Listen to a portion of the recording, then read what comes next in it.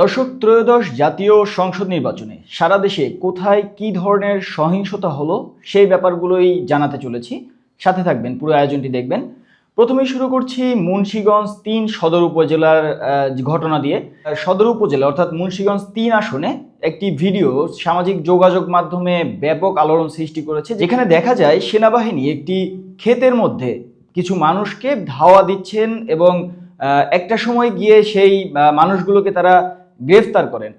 দর্শক, ঘটনাটি মুন্সিগঞ্জ ৩ সদর উপজেলার মাঘাটি গুরুচরণ উচ্চ বিদ্যালয়ে এই কেন্দ্রের সামনে ভোট গ্রহণ চলাকালে পরপর 12টি ককটেল বিস্ফোরণের ঘটনা ঘটে এবং এই ঘটনায় আতঙ্ক ছড়িয়ে পড়লে 15 মিনিট বন্ধ থাকে ওই কেন্দ্রটির ভোট গ্রহণ কার্যক্রম। খবর পেয়ে জেলা পুলিশ সুপার ঘটনাস্থল পরিদর্শন করে কেন্দ্রটিতে অতিরিক্ত পুলিশ মোতায়েন করেন। এরপরে মেহেরপুর ২ সদর আসনের একটি সহিংসতার ঘটনা জানাতে চলেছি। মেহেরপুর ২ সদরে ভোট দিয়ে ফেরার পথে বিএনপি এবং জামায়াতের ২ গ্রুপের সংঘর্ষের ঘটনা ঘটে। এ ঘটনায় 2 জন আহতও হন। এ সময় একজনকে আটক করেছে আইন শৃঙ্খলা রক্ষাকারী বাহিনী। এবার জানাতে চলেছি গোপালগঞ্জ ২ আসনের একটি ঘটনা। গোপালগঞ্জ ২ আসনের জেলা শহরের রেশমা ইন্টারন্যাশনাল স্কুলে ভোট কেন্দ্রের সামনে ককটেল বিস্ফোরণ করে দুর্বৃত্তরা।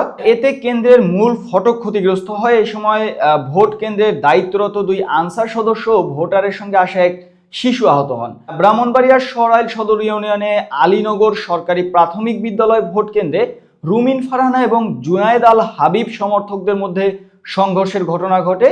এছাড়াও নোয়াখালী ৬ আসনে এনসিপি মনোনীত প্রার্থী হান্নান মাসুদের গাড়ি বহরেও হামলার অভিযোগ উঠেছে। আমরা যেমনটি জানতে পেরেছি, মাদারীপুরের রাজৈরে বাজিতপুর ইউনিয়নের নয়াকান্দি সরকারি প্রাথমিক বিদ্যালয়ের ভোট কেন্দ্রের পাশে একটি মোটরসাইকেলে আগুন দেয় দুর্বৃত্তরা।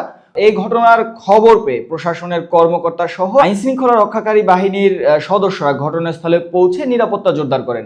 ফেনী ২ আসনে ফরহাদনগরে ভোট কেন্দ্রে যাওয়ার পথে ধানের শীষ এবং ঈগল প্রার্থীদের মধ্যে হাতাহাতির ঘটনা ঘটে। এছাড়াও রাজশাহীর পুটিয়ায় ধানের শীষ ও স্বতন্ত্র ফুটবল প্রার্থীর সমর্থকদের মধ্যে ভোট দেওয়াকে কেন্দ্র করে সংঘর্ষের ঘটনা ঘটে।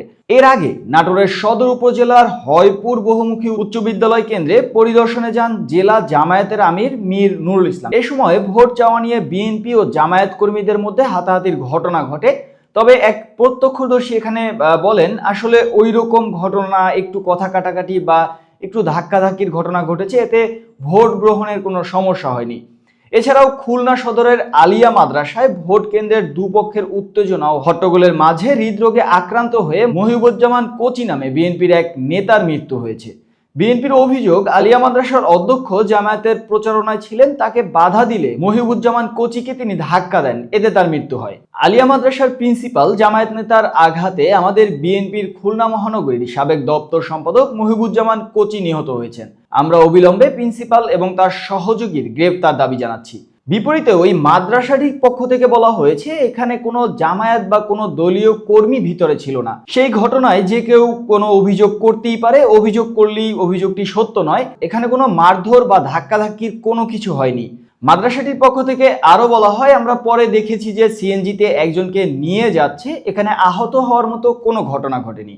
এছাড়াও লক্ষ্মীপুর ৩ সদর আসনের পৌর শহীদ স্মৃতি একাডেমি কেন্দ্রে প্রবেশকে কেন্দ্র করে বিএনপি ও জামায়াত নেতাকর্মীদের মধ্যে হাতাহাতির ঘটনা ঘটে।